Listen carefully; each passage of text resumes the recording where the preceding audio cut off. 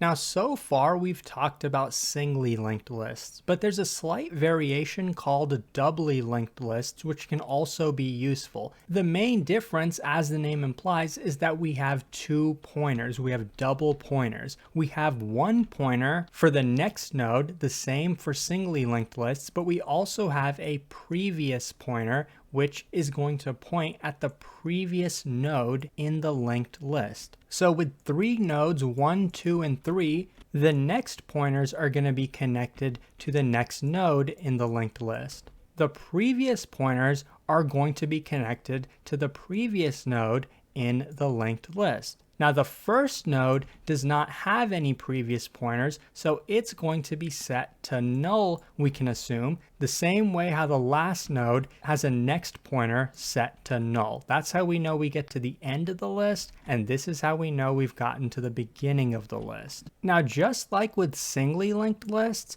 let's assume that we have a head and a tail pointer to the first and last node of our linked list. Now let's say we wanted to add a new node to the end of the linked list. It would be very similar to doing it with a singly linked list, meaning we would take the next pointer of our current tail node and assign it to the list node 4. We would also want to set the previous pointer of this node to be at list node 3. We would also want to set the previous pointer of list node 4 to point at list node 3, because we want to make sure that this is doubly linked. We want to preserve the properties of our doubly linked list. And then we would take our tail and shift it to the new node that we just inserted. This is how the code for that operation would look like. We would first say tail.next is equal to the new node that we're inserting. We're connecting the pointers, we're adding that node to our list. We're also connecting the previous pointer of that new node. The previous pointer should be set to the current tail. Remember, our tail pointer was originally pointing at node 3, so that's what our previous pointer is going to be set to. But finally, in the end, we take our tail pointer and set it to the next node, which is going to be list node 4 from the assignment we did right here. The one thing to note is the order that we do these operations in is very important. We have to do this operation before we update the tail pointer. So now let's look at removing a node. Let's remove the last node from our list, and it's a little bit easier with a doubly linked list because we're allowed to look backwards. Assuming we only have a pointer to the tail, that's actually all we need. We don't need a pointer to the previous node because from our tail, we can follow the previous pointer and it's going to take us to the previous node.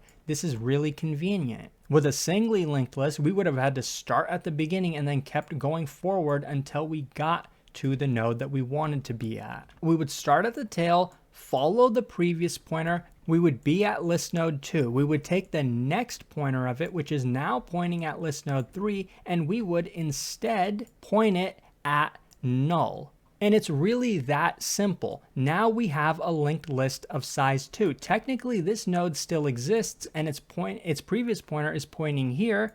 But if we take our tail pointer and set it now to be here, as far as we're concerned, this node doesn't exist anymore. Technically it does, but we have no references to it, so we're never going to see it ever again. And depending on the language you're using, garbage collection might delete this automatically for us. And the code for that operation would look something like this, where we create a variable called node2 and we assign it to tail.previous, which is going to be here. We didn't originally have a pointer to this node, so we created one by taking tail and getting the previous pointer. Now we're taking the next pointer of this node and setting it to be null. It used to point at node 3, now it's not pointing at anything. That means that this is the new end of our linked list. So we should take the tail pointer and set it to node 2 as well. At this point, we have a doubly linked list of 2 nodes left.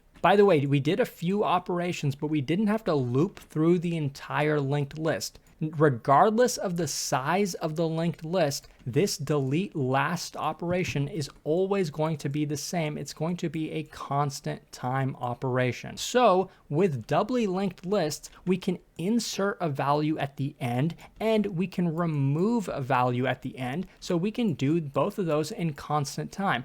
Doesn't that satisfy the requirements of a stack data structure? Yes, it does. That means that stacks can be implemented also with linked lists, just like they can be with arrays. But it's a lot less common to implement stacks using linked lists because with our original dynamic array, we could pop and push to the end of the array efficiently, but we could also access any arbitrary element of the array. This is a downside of linked lists, whether we're talking about singly linked list or doubly linked list, because we can't just arbitrarily access the second element or the third element or the seventh element. We have to follow our pointers to do that. That means to access a random element of the linked list, it would be an O of n time operation. So if that's the case, it's probably better to use a dynamic array if we're talking about stacks because we get extra functionality that we lose when we use linked lists.